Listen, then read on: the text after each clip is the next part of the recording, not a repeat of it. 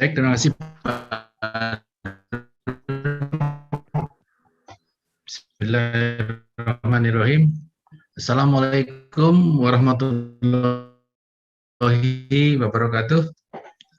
Selamat siang. Salam Kasibuan. Selaku Direktur Utama beserta seluruh jajaran direksi dan senior dari PJB. Kemudian lebih khusus yang kami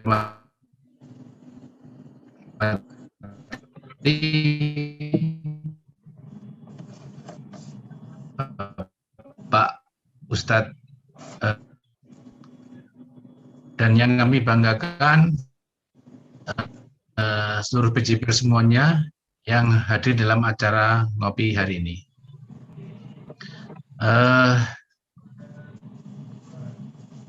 Sesuai dengan tema kita pada peringatan Maulid Nabi Rasulullah SAW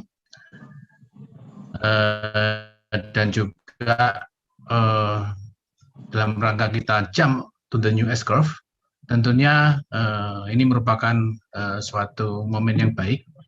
Bagaimana dengan peringatan Rasulullah ini, Maulid Nabi ini, kita akan meladani semangat entrepreneurship dari Rasulullah dalam rangka mewujudkan Quran. Ustadz ya, jadi dalam perubahan akhir-akhir ini bisnis di PLN maupun di PJB ini terjadi perubahan yang cukup di mana PJB ini harus bertransformasi menua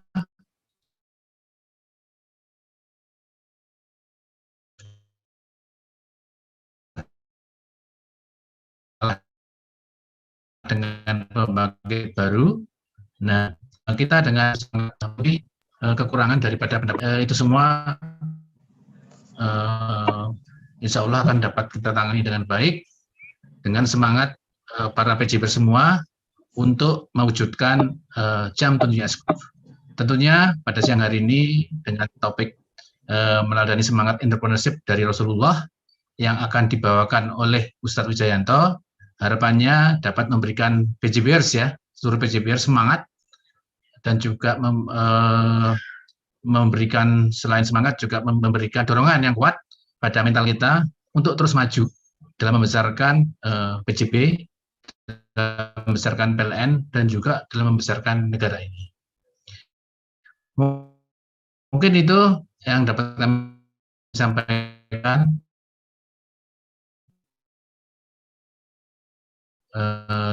Bapak Ibu semuanya, seluruh hadirin semua yang ada di dalam ngopi bersama Ustadz Wijayanto. Wassalamualaikum warahmatullahi wabarakatuh. Waalaikumsalam warahmatullahi wabarakatuh. Terima kasih disampaikan pada Pak Aji. Rekan-rekan sekalian, Bapak Ibu, tibalah saatnya kita untuk mengikuti kegiatan kajian pada siang hari ini. Mungkin sebelum dimulai, saya sapa dulu Ustadz. Assalamualaikum Ustadz. Waalaikumsalam warahmatullahi wabarakatuh. Mas Harun sehat? Alhamdulillah Pak, alhamdulillah sehat, lancar. Gimana Ustadz, masih rajin bulu tangkisnya Pak? Masih, mau tahu aja. Alhamdulillah. Pagi tadi juga sudah 3 set. Ya. Oke, alhamdulillah. Alhamdulillah. Ya. Tibalah acara inti kita dari program ngopi, yaitu tausiah yang disampaikan oleh Ustadz Wijayanto dengan tema meneladani semangat entrepreneurship Rasulullah dalam mewujudkan kurva baru. Yang terhormat Ustadz Wijayanto, disilakan. Bismillahirrahmanirrahim. Assalamualaikum warahmatullahi wabarakatuh. Waalaikumsalam warahmatullahi wabarakatuh. Salam sejahtera dan salam sehat untuk kita semuanya. Sebelumnya saya mohon maaf Pak Harun, saya mau cek audio dulu apakah cukup termonitor dengan baik. Cek tes asam urat, gula darah, kolesterol, trigliserid. Lancar Pak Ustadz. Alhamdulillah nol Pak. Alhamdulillah ya. Nyakit itu Pak Ustadz. Iya, soalnya tadi pas Pak Aji agak putus-putus di tempat saya. Ya. Baik. Alhamdulillahirabbil alamin, nahmaduhu wa nusolli wa nusallimu ala rasulihil karim. Asyhadu alla ilaha illallah wahdahu la syarikalah wa asyhadu anna Muhammadan abduhu wa rasuluh. Qala Nabiyyu sallallahu alaihi wasallam laisa bi khairikum man taraka dunya lil akhirah wa tarakal akhirah lidunyaka walakin man yusibuhuma. Wa qala aidan la yadkhulul jannah man qati'ur rahim.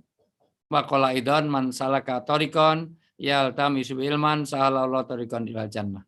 Wa qala Allah Ta'ala fil kitabil karim laqad kana lakum fi rasulillahi uswatun hasanah. Shadaqal hadim wa sadaqal rasul karim wa nahnu ala dzalika minasyaitin wa sakirin walhamdulillahi rabbil alamin. Yang saya hormati, saya banggakan, saya muliakan, mudah-mudahan senantiasa diberikan kesehatan dan keberkahan hidupnya dunia sampai akhirat. Pertama, Bapak Gong Matua Hasibuan, selaku Dirut PJB. Yang saya hormati Pak Karyawan Aji, yang saya hormati Bapak M. Yosi, Pak Rahmanu, Pak Iwan, Pak Rawan, dan juga seluruh Ibu Deni Putri, Masya Allah. Yang saya hormati seluruh tamu undangan, para senior leader, utamanya juga segenap hadirin PJBIR yang mudah-mudahan hari ini senantiasa diberikan kesehatan, keberkahan hidupnya, dan senantiasa diberi kemanfaatan hidupnya dunia sampai akhirat. Alhamdulillah, alhamdulillah. Pertama, apresiasi yang luar biasa. Hari ini kita bisa bersilaturahim, ini jalan surgawi, Mas Harun. Kenapa? Karena Nabi bersabda, tolong diperhatikan sabda Nabi. Kalau Nabi bersabda pasti benar karena ciri Nabi adalah sidik, amanah, tabligh, fatona, al-amin, maksum, Mustafa, Mukhtar. Terus terang saya paling nggak nyaman nyebut fatona di Indonesia karena di Indonesia fatona masih di penjara gara-gara impor daging sapi kemarin. Tapi mohon maaf Pak, yang di penjara itu bukan fatona, itu fatana. Saya lihat tulisannya fatana. Kalau fatana betul orang yang banyak fitnah. Kalau fatona adalah orang yang punya akhlak mulia dan punya kecerdasan. Insya Allah teman-teman PJBIR ini semuanya adalah fatona. Orang yang cerdas dan punya akhlak mulia. Nabi bersabda, la yadkhulul jannah man qati'ur rahim. Jangan kamu mimpi masuk surga kalau kamu memutuskan hubungan silaturahim. Hari ini walaupun kita jauh di mata tapi dekat di hati. Ada lagunya Pak Harun, jauh di mata, dekat di hati. Kita memandang langit yang sama, artinya kita disatukan oleh langit yang sama, bumi yang kita pijak sama. Sekarang ini walaupun kita mohon maaf ada. Mohon bantuan host untuk bisa menertibkan. Baik, terima kasih ya. Ada biasa. Jangan kemana-mana, saya akan kembali setelah yang lewat berikut. Oke, jadi Masya Allah hari ini Masya Allah walaupun kita physical distancing, karena ada masih pandemi, tapi paling tidak kita tidak boleh hard distancing. Kita tidak boleh mengalami spiritual distancing, walaupun ada anjuran untuk social distancing. Artinya kita tetap bersilaturahim walaupun secara kelon. Kelon itu kelas online, jangan ditafsirkan yang lain.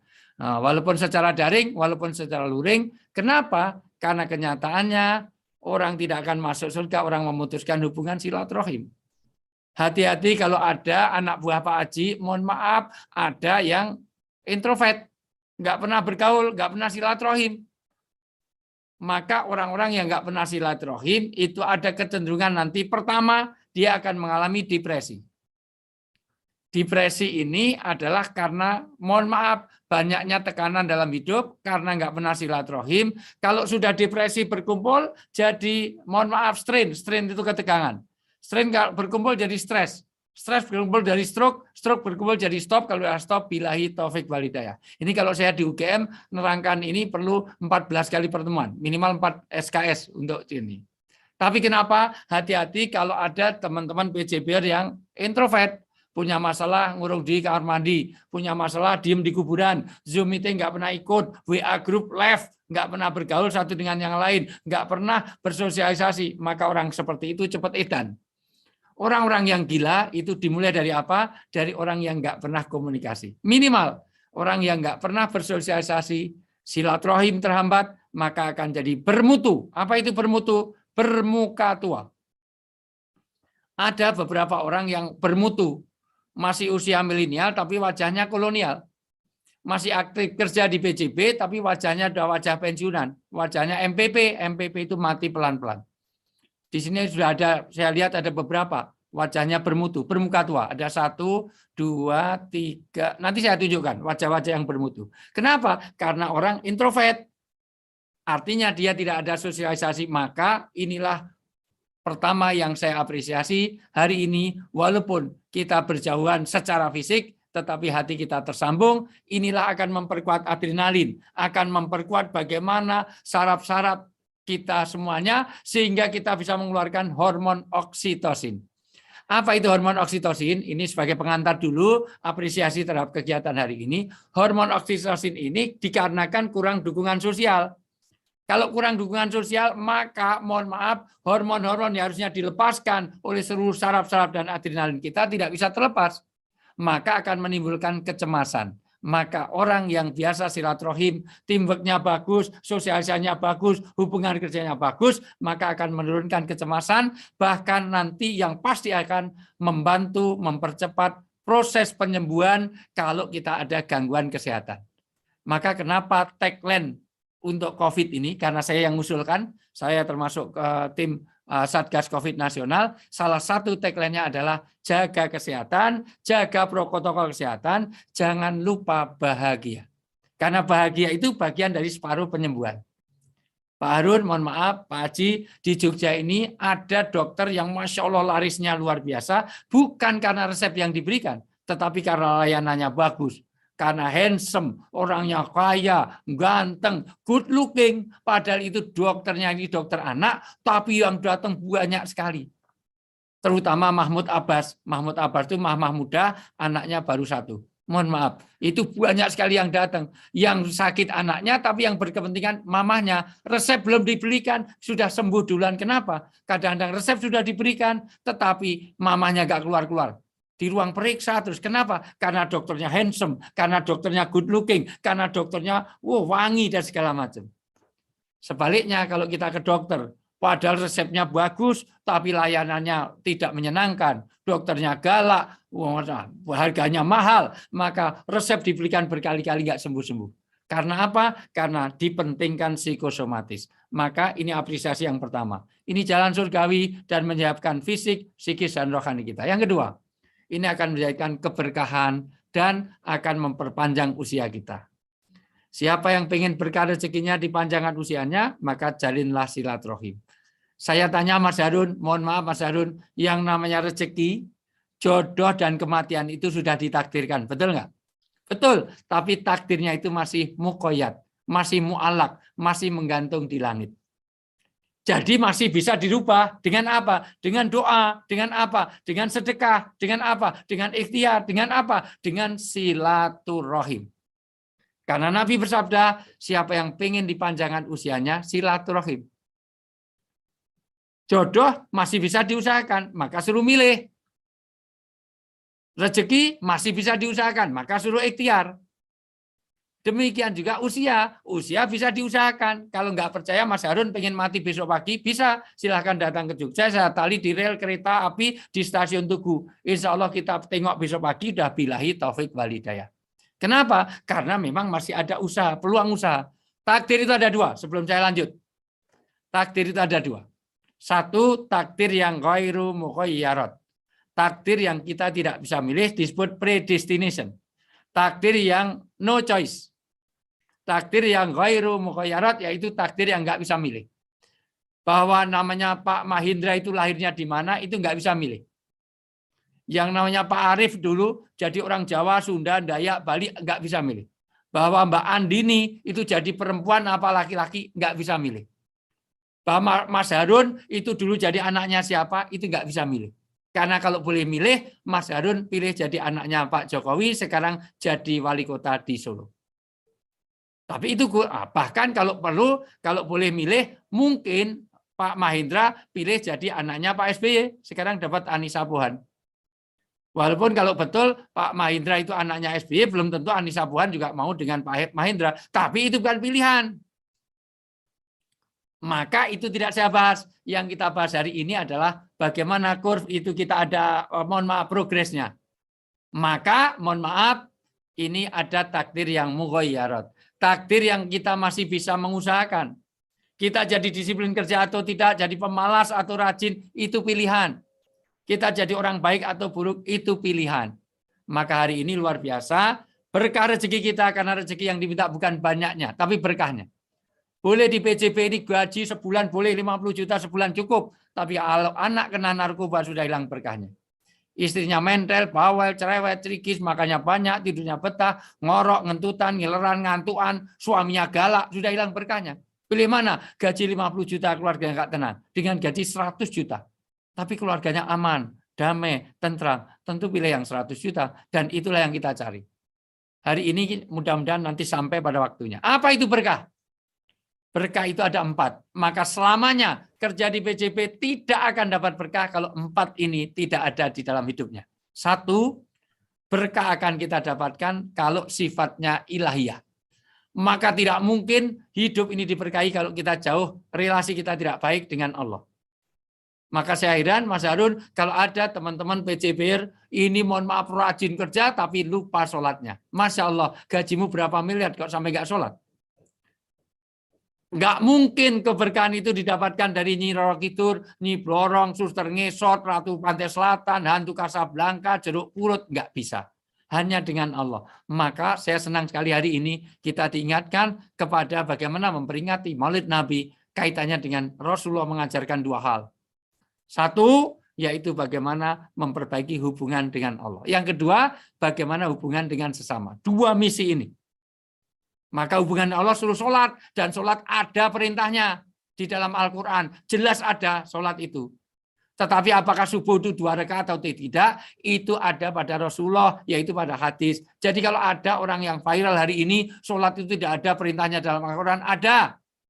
Sholat 5 waktu itu ada, cuman tidak disebutkan bagaimana sholat 5 waktu itu nanti diterima oleh Rasulullah. Subuh 2 rakaat itu diterima Rasulullah. Lebih tahu, mohon maaf, lebih tahu Rasulullah daripada dosen UI yang katanya sholat tidak ada perintahnya dalam Al-Quran. Nah, jadi yang paling tahu tentang Al-Quran adalah Rasulullah. Maka yang kita teladani adalah Rasulullah, bukan yang viral sekarang ini. Itu mohon maaf, yang dosen UI, tahu kan maksud saya?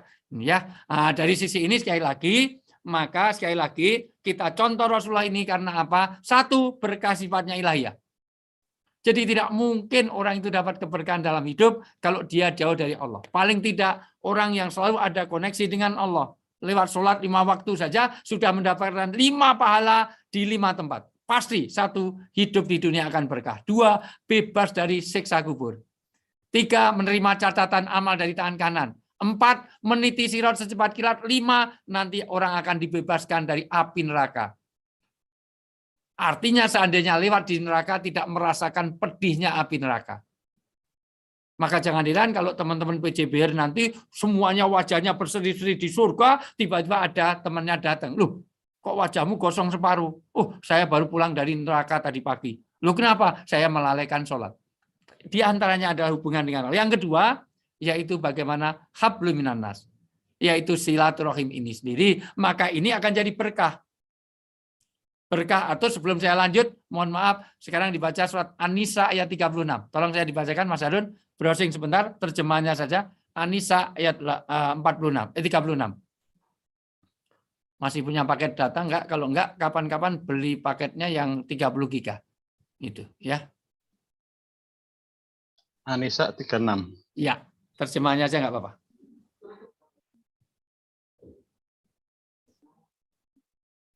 Inilah keberkahan. Keberkahan adalah ketika hablum minallahnya bagus, kemudian hablum minannas juga bagus. Ya.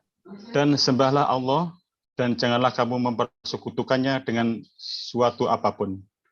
Dan berbuat baiklah kepada kedua orang tua, karib kerabat, anak-anak yatim, orang-orang miskin, tetangga dekat dan tetangga jauh, teman sejawat, ibnu sabil, dan hamba sahaya yang kamu miliki. Sungguh Allah tidak menyukai orang yang sombong dan membanggakan diri. Sebelum saya lanjut, ayat ini utamanya bicara tentang 2 learning point. Sebetulnya ini ada 5 learning point. Tapi saya terangkan 2 dulu. 1, mohon maaf, inilah jalan keberkahan ketika kita hubungan dengan Allah, jangan ada syirik. Kenapa? Karena di mata manusia, dosa yang kaitannya orang nyuri motor dengan orang yang berbuat syirik, pasti yang dianggap jahat nyuri motor. 1 nyuri motor, 1 nyembah batu. Yang dikriminalkan, yang masuk penjara, yang ditangkap polisi, yang jadi tersangka, pasti yang mencuri motor. Tapi bagi Allah, yang paling tidak bisa diampuni adalah orang yang menyembah batu. Ini poin pertama. Ketika Rasulullah menerangkan tentang syirik, ya Zaid, bagaimana kalau kamu punya istri? Istrimu itu dandannya minor, nggak apa-apa. Tapi cerewet, nggak apa-apa. Itu. Makanya banyak tidurnya betah, nggak apa-apa. Tapi nggak menyerang, nggak apa-apa. Itu istri saya. Tapi begitu Rasulullah bertanya, ya Zaid, bagaimana kalau kamu punya istri? Makan kamu kasih, minum kamu kasih, pakaian kamu beliin, rumah kamu bikinin. Tapi kalau tidur dengan orang lain, kalau hamil dengan orang lain, setiap anak lahir hasil hubungan orang lain. Oh, kurang ajar ya Rasulullah. Aku yang memfasilitasi, tapi dia mengabdi pada orang lain. Apa kata Nabi? Ya Zaid, Allah lebih cemburu kepada orang-orang yang berbuat syirik daripada kamu kepada istrimu. Maka la tusrik billah, inna syirka la dzulmun adzim. Maka yang diberesi dulu hubungan kita dengan Allah ini. Ini penting sekali untuk jalan keberkahan kita. Maka saya apresiasi ketika Pak Hendra menghubungi saya, Masya Allah, ini saya lock. Mohon maaf Pak Harun, sampai komitmen ini saya jaga. Seandainya siang ini saya dipanggil Pak Jokowi pun saya tidak mau karena komitmen saya kepada PJB. Dan saya tidak mau dipanggil Pak Jokowi karena nama saya Wijayanto. Maksud namanya Wijayanto panggil Jokowi, pasti nggak mau lah. Siapapun itu. Ya pastilah gitu. Nah, dari sisi ini luar biasa. Maka jangan berbuat syirik. Ini pertama. Aku yang memfasilitasi, dia hamil orang lain. Oh, saya talak 762. Kata Nabi, Allah lebih cemburu kepada orang berbuat syirik daripada kamu kepada istrimu. Maka sekali saja kita ke dukun. Sekali kita ke dukun. Sholatnya nggak diterima berapa hari, Pak Harun? 40 hari. 40 hari. Padahal bagi Mas Harun 3 kali nggak sholat Jumat saja sudah dianggap kafir. Kalau 40 hari nggak sholat, kira-kira apa itu? Kafirun. Allah sudah tidak mau terima. Ini maka yang pertama. 13 tahun Rasulullah di Mekah hanya ngurusi masalah iman. Nggak ada perintah sholat, nggak ada perintah zakat, nggak ada perang, nggak ada itu semuanya. Ini pertama. Yang kedua, yaitu hubungan baik dengan sesama. Sebetulnya ayat tadi bicara tentang 9. Bapak, ibu, kerabat, teman sejawat, tetangga dekat, tetangga jauh, ibnu sabil, anak yatim. Mbok sudah disebut seluruh manusia. Wong itu sebenarnya seluruh manusia. Tetangga dekat, tetangga jauh, berarti seluruh manusia. Dan tolong dicatat baik-baik. Ayat tadi bicara tentang humanisme, tentang insaniah. Karena di situ tidak disebutkan tetangganya itu Islam, apa Katolik, apa Kristen, tidak peduli, apa Buddha, Hindu, nggak peduli. Yang penting tetangga. Maka catat baik-baik, iman hilang bukan hanya karena nggak sholat, nggak puasa. Imanmu hilang kalau kamu bisa tidur kenyang. Sementara tetanggamu nggak bisa tidur karena lapar. Padahal sholatnya sampai jidatnya hitam, bacaannya bagus, Bismillahirrahmanirrahim, luar biasa. Dia lulusan IAIN, SAG, sarjana alam gaib, luar biasa. Haji tiap tahun, umrah seminggu 3 kali. Uang rumahnya Mekah, jadi dekat dengan Ka'bah. Tetapi dia tidak peduli kepada tetangga, iman hilang. Dan Nabi tidak menyebut, mohon maaf, Rasul Allah tidak menyebutkan tetangganya tadi Kristen, Hindu, Buddha, Dharma Gandul, uka-uka, gentayangan, uji nyali, gaduh lucu. Nggak peduli, yang penting tetangga. Nabi tidak menyebutkan tetangganya itu mau PDIP, mau Golkar, apa Demokrat. Gitu. Makanya kalau teman-teman PJBR ini mohon maaf, teman-teman di PLN umumnya, kalau ada nolong orang jangan lihat suku, ras, dan agamanya.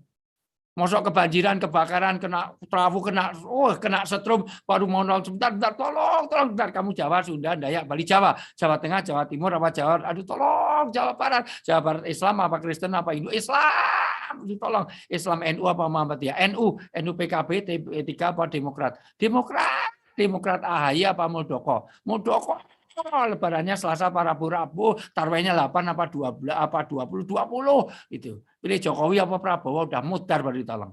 Maka dari sisi ini sekali lagi ini poin pertama tentang bagaimana hablum minallah. Yang kedua, sehebat apapun ibadah kita dengan Allah harus dilengkapi dengan muamalah dengan sesama. Maka ayat tadi bicara dan ini misi Rasulullah, laqad kana lakum fi rasulillahi uswatun hasanah. Sungguh telah datang pada Rasulullah dijadikan tiruan untuk menjadi uswah yang hasanah. Kenapa? Karena ini kita akan masuk ke ilmuannya karena ini mohon maaf namanya juga ngobrol tentang pinter dan pinter itu dikaitkan dengan surga. Nabi bersabda, tolong perhatikan ini sabda Nabi yang saya sampaikan. Nabi nggak pernah ngeprank. Yang biasa ngeprank itu adalah orang Palembang, itu namanya Herianti, cucunya Aki Ditio. Konon katanya mau ngasih 2 triliun untuk sumbangan COVID. Kok belum sampai saya? Jangan-jangan sudah diterima Pak Haji. Bagi-bagi dong Pak. 2 triliun loh. Itu uang semua nggak ada pasirnya, kata Armando. Nah, dari sisi ini sekali lagi, mohon maaf, luar biasa. Hari ini Nabi bersabda, man salaka thariqan yaltamisu bi ilman sahalallahu thariqan ilal jannah. Siapa yang melonggarkan waktunya, hartanya, tenaganya, pikirannya untuk, mohon maaf, menempuh ilmu, maka sesungguhnya sekali lagi dia telah merintis jalan menuju surga. Ternyata surga dikaitkan dengan ilmu, ilmu berkaitan dengan surga. Maka temanya indah sekali, ngobrol pintar. Kenapa? Karena walaupun secara agama yang namanya pintar bukan profesor doktor. Orang pintar adalah semua yang ikut Zoom meeting, jamaah Zoomiyah, jamaah webinariah pada siang hari ini adalah jamaah yang pintar, cerdas. Kata Nabi, Al-Qayyis. Ya Rasulullah, siapa Al-Qayyis? Orang yang cerdas. Orang yang cerdas bukan profesor doktor. Orang yang cerdas adalah orang yang ingat kematian dan menyiapkan untuknya. Jadi ketika orang ingat kematian, kemudian dia menyiapkan bekal untuk kematian, itulah yang disebut orang cerdas, bukan profesor doktor. Satu dzikrul maut. Bahasa lain, yufaqihu fiddin, orang yang paham agama untuk menyiapkan kebahagiaan dunianya sampai akhiratnya. Itulah orang yang al-qayyis, orang yang cerdas.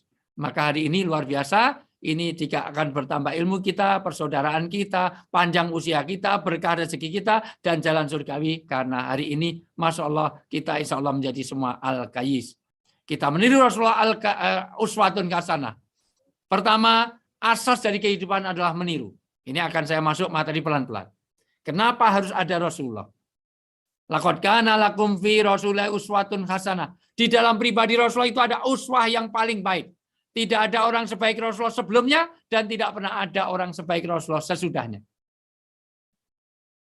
Kenapa harus meniru? Karena asas kehidupan adalah meniru. Orang pengen maju, berkembang, harus meniru. Meniru, memodifikasi, meniru, mengembangkan. Semua negara akan maju kalau dia meniru. Yaitu belajar dari yang lalu, kemudian dimodifikasi, kemudian dikembangkan. Itu. Maka nanti akan sampai Mas Harun ingatkan saya bagaimana kita membuat at-taghyir, membuat perubahan. Gagal kita ini jadi orang Islam kalau kita tidak membuat perubahan. Karena Islam artinya jalan, thariqah artinya jalan, suluk artinya jalan, syariat artinya jalan. Orang PJB ngaku Islam, dia harus berjalan. Di jalan disebut jalan kalau dia bergerak. Kalau di jalan kok diem terus, berarti itu parkiran. Asas kehidupan adalah jalan. Nanti akan saya masukkan pelan-pelan, tolong semuanya perhatiin. Halo Mas Harun, mohon maaf. Mas Harun masih bisa fokus nggak? Siapa? Iya, soalnya kalau nggak fokus nanti saya sudah serius-serius gini, nanti yang dengarkan udah billahi taufik walhidayah, apalagi yang tidak on cam. Karena saya kalau ngajar di S2 Mas Harun wajib on cam. Karena kalau kameranya dimatiin biasanya nggak fokus. Mohon maaf, karena sering menyakitkan. Mahasiswa sekarang itu begitu join langsung kamera dimatiin. Padahal saya kalau ngajar di UGM harus pakai dasi. Karena ngajar di pasca sarjana harus pakai dasi. Perkara bawahnya pakai celana pendek nggak apa-apa. Yang penting yang kelihatan di kamera harus dasi. Tapi mahasiswi sekarang itu begitu join kamera dimatiin. Begitu di absen Mas Harun, tolong kamera di-on-kan. Ternyata sambil tiduran pakainya daster, kurang ajar. Kita sudah pakai dasi, mahasiswinya pakai daster. Sakitnya bukan di sini, tembus sampai belakang sini. Makanya kalau on cam saya lebih senang itu untuk apresiasi kepada saya. Artinya mengapresiasi forum ini. Masih bisa fokus Mas Harun? Masih Ustaz. Masih. Kalau bisa fokus tolong lihat saya sebentar, jawab tidak boleh lebih dari 5 detik. Supaya saya, karena kita nggak bisa tatap muka ini, saya takutnya baru mulai langsung bismika Allahumma akhya wa bismika amut. Nanti kita masih di Zoom, yang lain sampai Sidratul Muntaha. Baik Mas Harun, boleh jawab saya tidak boleh lebih dari 5 detik. Peci saya warna apa Mas Harun? Ayo. Warna hitam Ustaz. Ya oke. Pulpen saya ini warna apa? Hitam Ustaz. Oke. Aspal warnanya apa? Hitam. 5 detik ya. Oke, peci saya warna apa? Saya ulang. Hitam. Mos ini warnanya apa? Mos ini warnanya apa? Grey. Orang mikro di malam hari warnanya apa? Hitam. Semut di kegelapan warnanya apa? Hitam. Aspal warnanya apa? Hitam. Peci saya warnanya apa? Hitam. Jadi kelelawar tidurnya waktu? Malam. Pagi. Siang Pak Harun. Oh iya, siang Ustaz. Iya, gimana sih Mbak Ferdiana cari MC yang nggak lupa ingatan ada nggak? Harun nggak fokus. Nah, ini contoh Pak Heriano. Pak Heriono, ini contoh tidak fokus. Dan saya bisa ngasih 20 pertanyaan, dan kalau nggak saya hentikan, Pak Harun nggak sadar kalau itu kesalahan. Nah, jadi mohon maaf, makanya saya ternyata tidak fokus. Padahal kalau MC-nya saja, host-nya aja nggak fokus, apalagi yang lain. Nah, oke, lanjut, nggak apa. Nggak apa-apa Mas Harun, karena yang jawab malam tidak hanya Mas Harun. Ada beberapa tadi saya lihat. Ya, nah, dari sisi ini sekali lagi, mohon maaf, baru di tempatnya Mas Harun loh, ada kelelawar tidurnya waktu malam, itu baru tempatnya Mas Harun. Itu, Masya Allah, luar biasa. Nah, dari sisi ini sekali lagi, mohon maaf, kenapa kita harus meniru? Dan apa yang ditiru? Karena dulu manusia itu tidak bisa berenang, gara-gara melihat ikan, melihat bebek, melihat angsa, maka bikinlah perahu. Karena meniru, bikinlah kapal.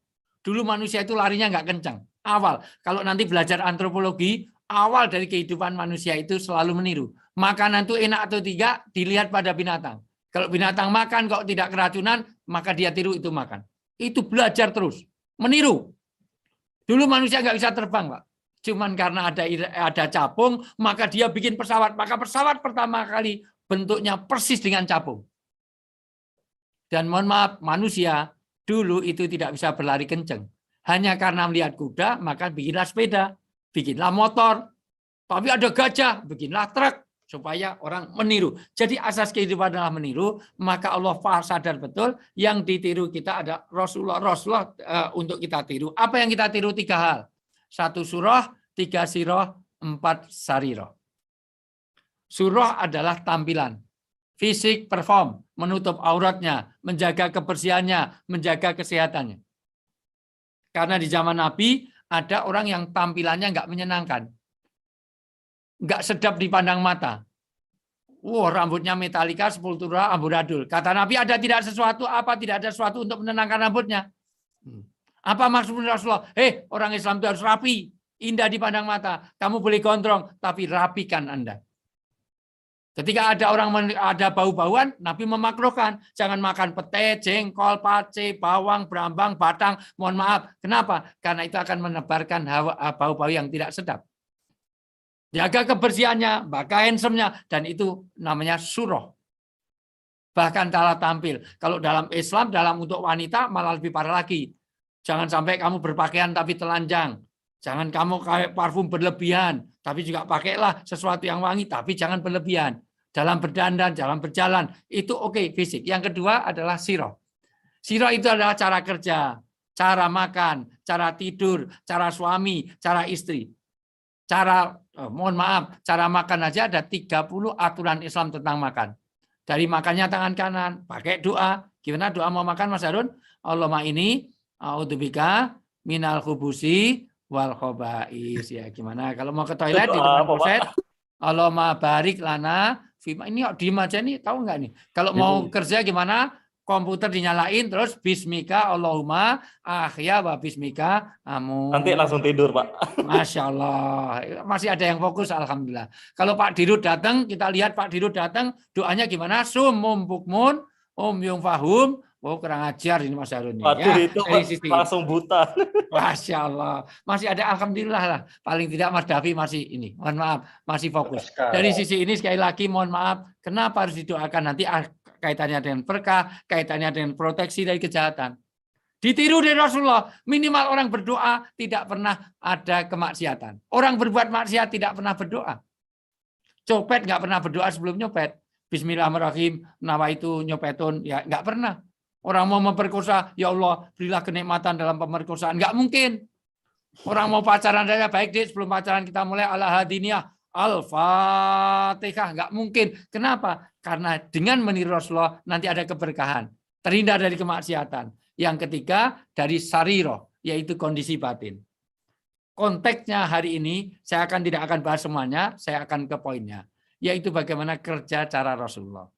Bagaimana kita punya entrepreneurship kaitannya dengan Rasulullah. Pertama, kerja adalah bagian dari kewajiban. Sekarang dibaca surat At-Taubah ayat 105. Mas Harun, kita masuk pelan-pelan, ini masuk materi pelan-pelan. Itu. At-Taubah ayat 105.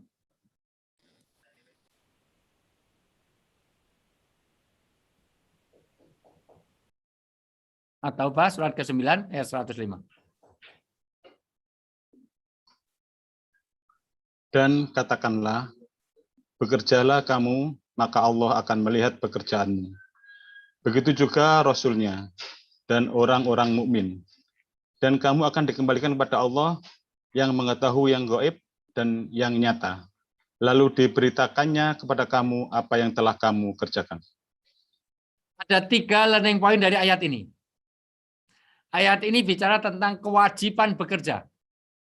Karena di situ i'malu itu adalah perintah. Al-aslu fil amri lil wujubi.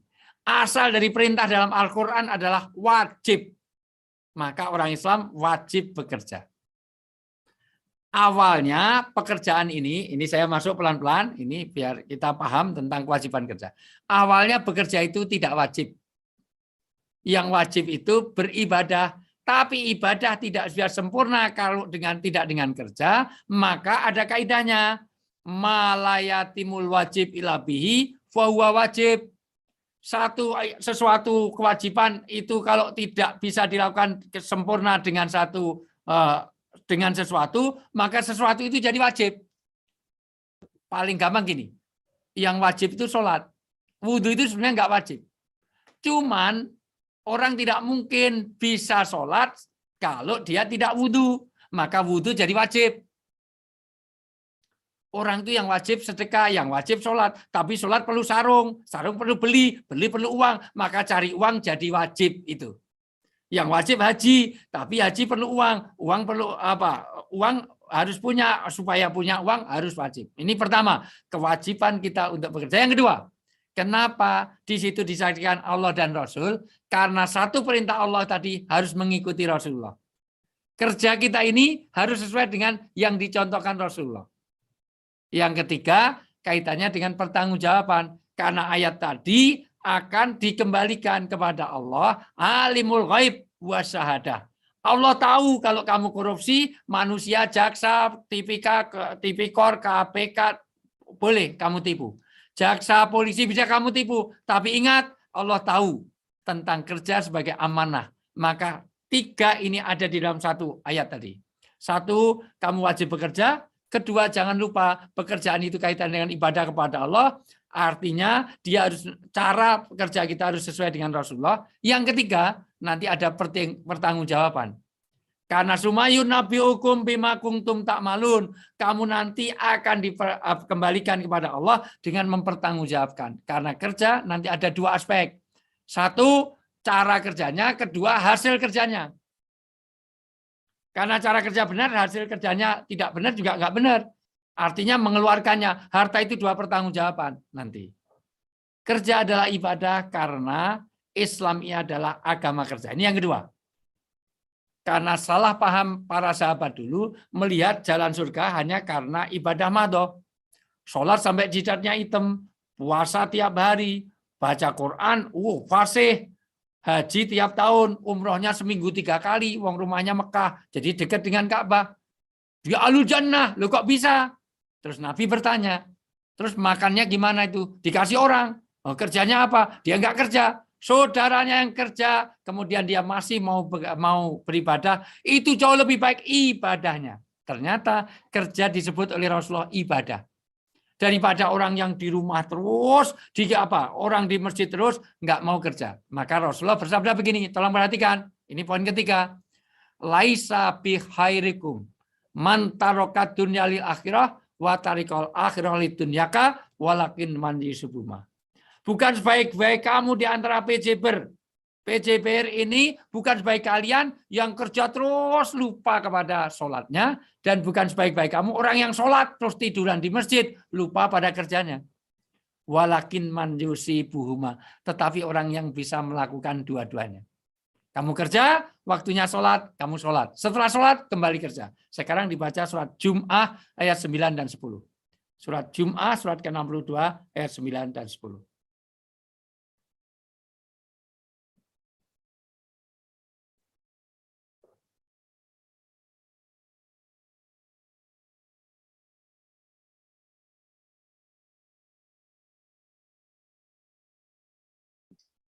Izin saya bacakan Ustadz ya. Silakan, ya ayyuhalladzina amanu idza nudiyatis sholati min yaumil jumu'ati fas'au ila dzikrillahi wa dzarul bai'.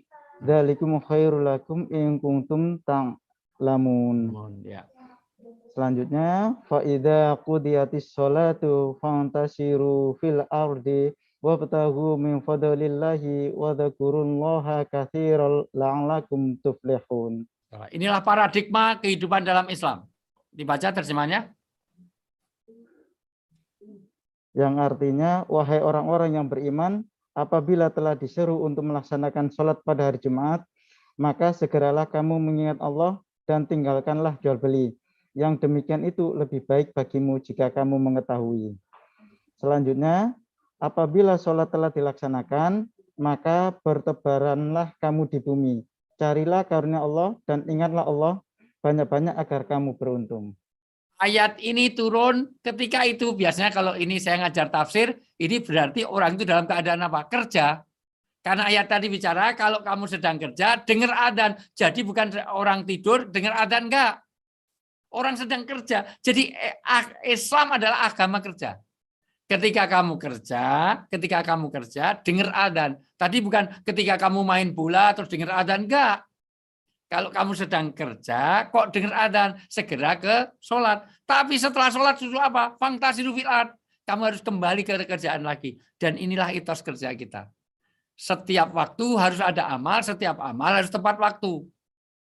Waktu nggak bekerja, dia dolum, orang dolim. Karena ada waktu, tapi nggak ada action sama sekali. Tapi kalau ada kerjaan, tapi tidak sesuai waktu, wahuwa mardudatun. Jangankan kok pekerjaan, itu mohon maaf. Orang sholat saja kalau nggak tepat waktu, nggak diterima. Pak Arif itu rajin banget, jam 10 udah duhur, jam 11 sudah asar, nggak diterima.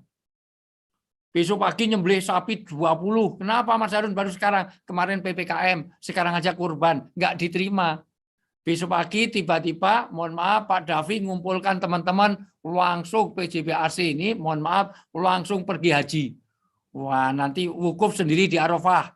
Ngelempar jumroh cuma orang-orang PJB saja. Nah, nggak diterima. Kenapa? Karena nggak tepat waktu. Setiap waktu harus ada action, setiap amal baik harus tepat waktu. Ayat tadi bicara tentang inilah paradigma Islam, bahwa orang kerja harus ingat sholat, setelah sholat harus kerja. Untuk itulah ayat tadi juga bicara tentang bagaimana sumayu nabi hukum itu ada pertanggungjawaban. Maka kerja adalah ibadah dengan syarat ada 4. Kapan pekerjaan jadi ibadah? Catat baik-baik, kerja kita jadi ibadah kalau memenuhi 4 unsur. 1. Kerjaan menjadi ibadah ketika niatnya, motivasinya, tujuannya adalah semata-mata mencari ridha Allah, yaitu inna sholati wa nusuki wa mahyaya wa mamati wa kerjai wa direksi wa karyawani wa PJB semuanya lillahi ta'ala. Karena niat kerja adalah untuk Allah, maka kerja kita bukan untuk pimpinan. Sebagaimana suami istri, dengerin baik-baik Bapak Ibu semuanya. Suami istri itu orang nikah itu karena untuk Allah. Maka suami gaji istri itu karena kewajibannya kepada Allah, bukan karena untuk nyari kesenangan istri. Maka suami gaji istri jangan tergantung layanan istri. Tiba-tiba lo biasanya 10 juta, ini kok 9 juta, ini kurang 1 juta. Kemarin masamu nggak enak, ini potong 1 juta. Ini rumah makan apa rumah tangga? Dengerin baik-baik. Lo biasanya 10 juta, ini cuma 8 juta 500, kurang 1 juta 500. Lihat, istri kamu miring, ini cucianmu nggak bersih. Kalau gitu nikah aja dengan laundry. Demikian juga istri melayani suami, jangan tergantung gaji. Ustaz. Minum pahit, ini kurang gula ini, Masya Allah. Kemarin kurang 600, mana yang 600? Nggak boleh. Ini pertama, ya. 1 niat kerja. Jadi jangan sampai kita bekerja ini semata untuk Allah. 1. Kedua, cara kerja. Karena kalau niatnya benar, caranya salah, nanti jadi Robin Hood. Robin Hood itu bagus, nolong orang miskin, tapi ngambil miliknya orang kaya. Mas Harun handphonenya jelek, saya kasih iPhone Pro Max. iPhone 13, tapi saya ambilkan dari Pak Haji, saya ambilkan dari Pak Muhadi, saya ambilkan dari Pak Iwan Purwana. Maka ngasihnya benar, tapi caranya dengan ngambil. Maka transparansinya, akuntabilitasnya, responsibilitasnya, fairness-nya gimana, profesionalitasnya Anda gimana, integritasnya gimana. Kalau dalam konteks ini, bagaimana amanah Anda? Itu cara kerja. Apakah masih ada amanah di situ? Bagaimana kompetensinya? Bagaimana harmonisnya, loyalnya, adaptifnya, kolaboratif? Saya sudah ratusan kali bicara akhlak ini. Nah, ya, bagaimana amanah? Bagaimana kompeten kita? Bagaimana harmonisnya? Hubungan satu dengan lain, teamwork-nya? Bagaimana loyalnya, adaptifnya, kolaboratifnya? Yang ketiga, bidang kerja. Saya tidak, karena majelis ini adalah majelis munawaroh. Majelis PJB itu bahasa Arabnya al-munawaroh. Karena memberikan pencerahan dan penerangan bagi banyak orang. Maka ini kerjaan yang jariah. Satu, niat Anda sudah luruskan. Kedua, cara kerja Anda beres. Yang ketiga adalah bidang kerja Anda halal 100%. 100% kerja di PJB ini 100% halal. NU dan Muhammadiyah sepakat. Padahal jarang loh NU Muhammadiyah sepakat. Tapi dalam hal ini Anda kerjanya halal. Di sini tidak ada transaksi narkoba, tidak ada prostitusi online, tidak ada kemaksiatan. Tinggal yang keempat, hasil kerjanya. Hasil kerja satu, bahagiakan keluarga Anda. Karena baiti jannati, gaji miliaran nggak ada artinya. Karir sehebat apapun nggak ada artinya kalau keluarga Anda berantakan. Jangan ada disharmoni, jangan ada KDRT, jangan ada perselingkuhan, jangan ada mohon maaf, semua yang kaitannya dengan tidak membahagiakan keluarga. Yang kedua, dari hasil kerja, jangan lupa zakat, infak, dan sedekah Anda. Pencuri yang paling kejam itu siapa? Orang yang kerja di PJB, dapat gaji, tapi 2,5%-nya nggak diberikan orang miskin. Kurang ajar, ngambil kok miliknya orang miskin. Kalau ngambil miliknya Pak Robi, miliknya Pak Muhadi, mohon maaf, ngambil miliknya Pak Iwan masih lumayan. Ngambil miliknya Pak Arif, masih ada dana itu. Pak Davi kita ambil, nggak apa-apa. Ngambil kok miliknya orang miskin, kurang ajar. Maka 2,5%. Kalau nggak kita keluarkan kepada orang miskin, itu kurang ajar. Ngambil miliknya orang miskin. Begitu kata Muhammad Abduh di dalam tafsirnya. Mana Al-Manar. Dalam tafsir Al-Manar, pencuri yang paling kejam adalah orang yang kerja di PJB, tapi dia tidak mengeluarkan zakatnya. Innamatun soruna, watur zakuna, watur hamuna filahu. Berkah rezeki kita, kasih sayang Allah, pertolongan Allah akan ada pada teman-teman PJB kalau kita saling peduli pada orang yang tidak mampu. Mohon maaf, Ustaz. Untuk waktu sholat asar di Surabaya jam 14.30, ini sudah pukul ya 14.22. Ya, sudah. Untuk topik tadi perubahan tadi, kira-kira apa? Nah, maka ada 5 hal yang harus kita lakukan. Nanti kita sambung lain kali, ini strategi marketing, memang sengaja Pak Harun, ini memang nggak akan selesai bicara ini. Ini Pak Indra silakan nanti hubungi lagi, Pak Muhadi mohon maaf, ini nanti hubungi lagi. Untuk bagiannya kerja rahmat, kerja adalah rahmat, kerja adalah amanah, kerja adalah panggilan, kerja aktualisasi, kerja adalah ibadah. Kerja adalah seni, kerja adalah pelayanan, kerja adalah kehormatan. Itu saya breakdown lain kali kalau diundang lagi tahun depan. Bagaimana membuat perubahan? Ada 5 hal yang harus kita lakukan. 1, orang Islam harus membuat at-taghyir. At-taghyir adalah membuat perubahan. Selamanya kamu tidak akan berubah kalau kamu tidak mau melangkah. Maka innallaha la yughayyiru ma biqaumin hatta yughayyiru ma bi anfusihim. PJB ini tidak akan terjadi move up, tidak akan terjadi perubahan, progresnya sama sekali. Bagaimana mau menaikkan kurvanya mau dinaikkan seperti apa kalau kamu nggak mau siap untuk berubah. Di dalam buku Sarkonomik, hiu tidak berubah, hiu yang akan mati dia. Hiu itu harus gerak terus. Diam tidur aja dia gerak. Kalau dia tidak bergerak, dia akan mati. Nanti ada hukum di mana gerak adalah asas kehidupan. Kalau kita hamil, sudah 8 bulan ibu hamil, kok nggak ada perubahan, dia nggak ada gerak sama sekali. Di dalam kandungannya, mati itu bayi. Bumi nggak bergerak, mati kehidupan. 1, membuat at-taghyir. Nanti dibaca surat Ar-Ra'd ayat 11. Allah tidak akan mengubah PJB kalau PJB tidak mau membuat perubahan. Yang kedua, harus mau intibah. Intibah adalah bangkit. Bangkit dari mana? Dari keterpurukan. Maka belajar dari yang lalu dan harus mengembangkan. Yang ketiga, kita harus as-sifa, membuat satu penyembuhan. Penyembuhan ini kalau dalam bahasa Kristiani menebus dosa.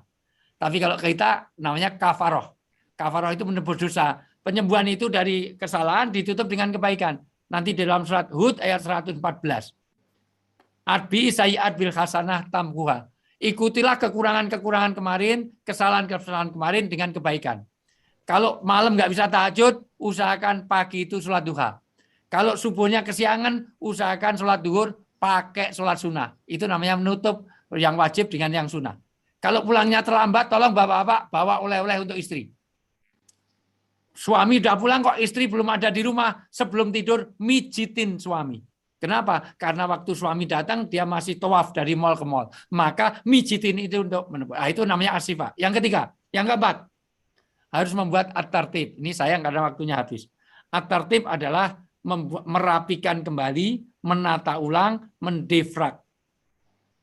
Didefrag. Dalam bahasa komputer didefrag. Didefrag itu ditata ulang. Bagaimana kita harus menata kehidupan kita. Selaku pribadi, di tempat kerja, untuk keluarga, untuk masyarakat. Maka nanti harus ada 5 waktu. Tidak saya terangkan sekarang, harus ada waktu untuk Tuhan. Waktu untuk keluarga, waktu untuk pasangan, waktu untuk sosial, dan waktu untuk belajar agama.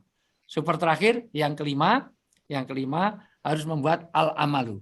Apa itu al-amalu? Membuat hub, harapan, membangun mimpi, resolusi. Kuncinya hanya 2. Kuncinya Pak Harun, tolong nanti kapan-kapan saya sosialisasikan ini. Tulis apa saja yang akan dikerjakan. Tulis apa saja yang akan dikerjakan. Apa yang sudah mau direncanakan, ditulis. Tulis apa saja yang akan direncanakan. Tulis apa saja yang akan dikerjakan. Kemudian kerjakan apa saja yang sudah ditulis. Sebetulnya ada 2, tidak hanya yang akan dikerjakan. Yang akan ditinggalkan juga ditulis. Misalnya tahun depan saya ngurangi rokok. Ya, ngurangi rokok. Tulis. Maka mulai bulan depan kurangi rokok. Ngurangi rokok itu beli rokok banyak terus dikurangi. Satu ngurangi, itu bukan kurangi gitu. Oh, malah nggak paham ya. Nah, nanti bagaimana kita mohon maaf mewujudkan kurva baru akan muncul kalau sekali lagi kita ada taghir, membuat satu perubahan, kedua kita bangkit, move on, hari ini harus lebih baik dari kemarin. PJB ini mohon maaf setelah corona harus lebih baik daripada sekarang. Kalau sama itu rugi, kalau lebih jelek itu celaka. Maka harus latar kabunna atau bahkan tebak. Sungguh kamu harus meningkat setingkat demi setingkat. Kata New Kid on the Block, step by step. Nah, maka super terakhir sampai adzan ini kurang 2 menit adzan. Baik, harus menjawab 6 hal. 6 hal ini dijawab, tapi akan saya pandu kalau diundang lagi. Gimana kalau Pak Harun bulan depan kita masih adakan 1 meeting lagi? Setuju nggak? Setuju Pak, insya Allah. Setuju. Direksi yang baik harus memperhatikan aspirasi daripada anak buahnya. Karena apa yang setuju? Harus menjawab 6 hal. 1, mengapa berubah? Berubah kemana? Untuk apa berubah? Apa yang perlu diubah? Siapa saja yang perlu berubah? Dan bagaimana cara merubahnya? Saya ulang, 6 hal ini harus sayang kita nggak bisa tatap muka ya. Kalau tatap muka saya pandu untuk fokus group discussion. Supaya ada perubahan. Saya ngundang saya nggak ada perubahan, nggak usah ngundang saya. Setiap undang saya etos kerja harus naik, kurva harus naik. 1, mengapa berubah? Harus terjawab. Kalau perlu bikin fokus grup. Masing-masing divisi kumpulkan. Mengapa berubah? Berubah kemana? Harus dirumuskan. Untuk apa berubah? Apa saja yang perlu diubah? Di dalam organisasi ini apa saja yang perlu berubah? Siapa saja yang perlu berubah? Tentu semuanya. Yang terakhir, bagaimana cara membuat perubahan di PJB? Diputuskan bareng. Itulah nanti kurva kita akan menjadi naik dan ada tips-tipsnya nanti kita bangun bukan sekedar secara kemauan, bukan saja pengetahuan, tapi juga kemampuan dan juga kemampuan. 3 hal ini harus dipadukan, tahu, mampu, dan mau. Kadang tahu tapi nggak mampu, tahu mampu tapi nggak mau. Itu yang paling banyak. Tahu itu baik nggak dilakukan, tahu jelek nggak ditinggalkan. Itulah kelemahan kita. Wallahu a'lam bishawab, sudah adzan persis. Wallahu muwaffiq ila thoriq. Kalau ada jarum yang patah, jangan disimpan dalam laci. Kalau ada kata-kata yang salah, jangan dimasukkan dalam hati. Tiada gading yang tak retak, karena gading juga retak dengan Gisel. Gisel sudah jadi tersangka, gading sudah mau kawin lagi, itu gading Martin, enak saja. Kalau ada sumur di ladang, boleh kita numpang mandi. Kalau umur kita panjang, tolong Pak Indra, nanti boleh hubungi saya lagi. Wallahu muwaffiq ila thoriq. Assalamualaikum warahmatullahi wabarakatuh. Waalaikumsalam.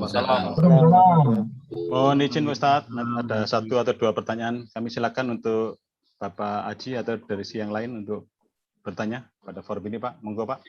Kalau Pak Haji melengkapi, nggak boleh nanya. Pak Haji ngetes ini. Nggak, ya.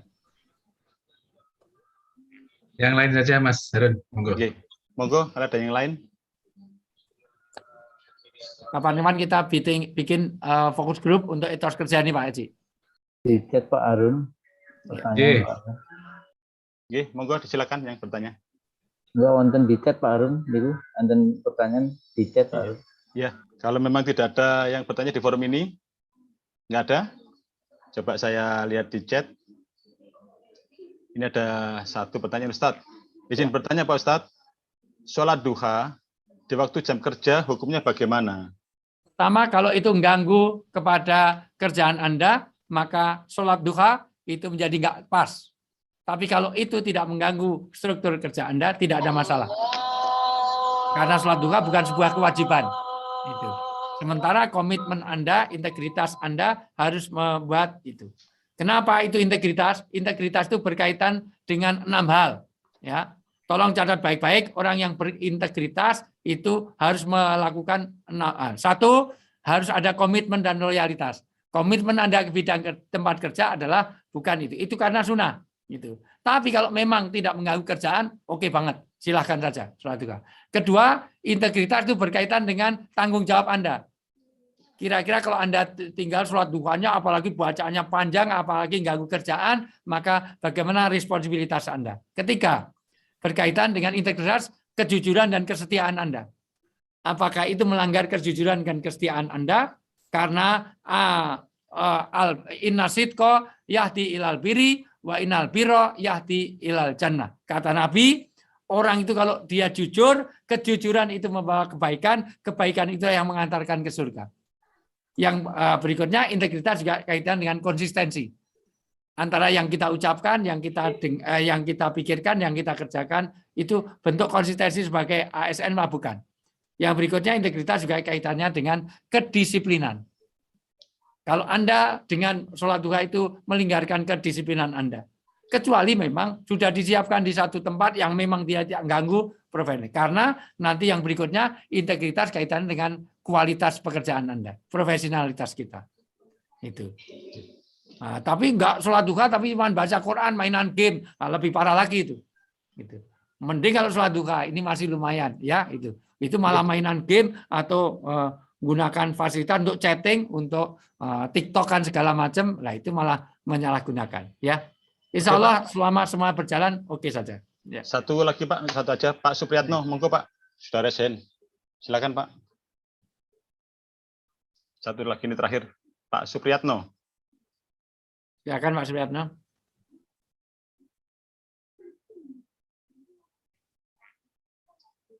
Oh, tidak ada. Ada. Oke, saya pikir itu Pak. Oh, ini ada satu lagi aja Pak ya, satu lagi. Ya, enggak. Pak Ustadz, saya kebetulan operator. Kalau sedang dinas, saya tidak melakukan sholat Jumat. Bagaimana hukumnya Pak Ustadz?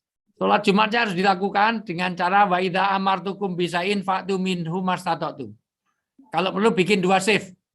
Nanti sholat Jumat sendiri, setelah sholat Jumat selesai, bikin jamaah sendiri. Sholat Jumat. Gitu. Selalulah ada satu hambatan, maka boleh berganti dengan sholat duhur. Tapi jangan sampai tidak sholat. Itu pertama. Kedua, jangan berturut-turut. Kalau bisa, di-save, diganti. Ya, gitu. Jadi, jangan berturut 3 kali. Karena hadisnya 3 kali berturut-turut. Insya Allah bisa diatur. Ini. Diatur. Nanti bilang sama Pak Haji. Supaya tidak berturut-turut 3 kali nggak Jumatan. Itu diatur. Kalau ada satu perintah dalam agama, kita lakukan semaksimalnya. Tentu ada permakluman sholat Jumat itu bagi orang musafir, orang dalam bepergian, orang dalam kerjaan, misalnya pilot. Itu memang jam terbangnya misalnya ke Eropa. Nggak mungkin ditinggal sholat Jumat. Mau ditinggal di mana? Nah, maka lakukan dengan semaksimalnya. Nah, tapi bisa lakukan. Dan itu bisa diatur. Ya itu. Paling ideal ya 2 shift. Jangankan itu. Askar-askar yang ada di Madinah pun itu juga sholatnya tidak selalu berjamaah. Nanti bikin jamaah kedua. Nggak apa-apa. Itu. Apalagi di layanan-layanan yang tidak bisa terputus. Insya Allah Pak Haji sudah bisa ngatur itu semuanya. Ya. Gitu. Terima kasih Pak Ustadz. Ya, saya tahu persis Pak Haji ini orang baik Pak. Saya pertama ketemu nggak di sini soalnya. Tahu-tahu sudah pindah di sini. Ya, itu. Ya. Baik. Itu ya Pak Harun. Oke, matur suwun Pak Ustadz. Jadi saya pikir sudah cukup karena sudah adzan. Kita lanjutkan untuk melakukan sholat asar berjamaah. Dan sebagai catatan terkait masalah judul meneladani semangat entrepreneurship Rasulullah, dalam mewujudkan kurva baru, ada 5 perubahan yang kami catat.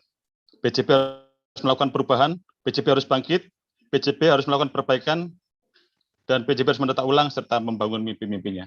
Demikian, sampai jumpa di kesempatan yang lain. Mohon maaf apabila ada salah ucap maupun perkataan. Assalamualaikum warahmatullahi wabarakatuh. Waalaikumsalam. Terima kasih Pak Ustadz. Matur nuwun Pak Ustadz Jento. Jadi Pak Haji, ditunggu undangan berikutnya, jangan di Terima blacklist. kasih Pak Ustadz. Sama-sama Pak Iwan, sehat selalu Pak Iwan. Alhamdulillah, insya Allah Pak Ustadz. Matur nuwun Pak Harun. Nggih. Sami-sami Pak Haji. Barakallah Pak Ustadz. Oke. Makasih Pak Harun, saya pamit dulu ya. Oke, Pak Harun, terima Oke. kasih Ustadz. Mana? Ustadz. Ya.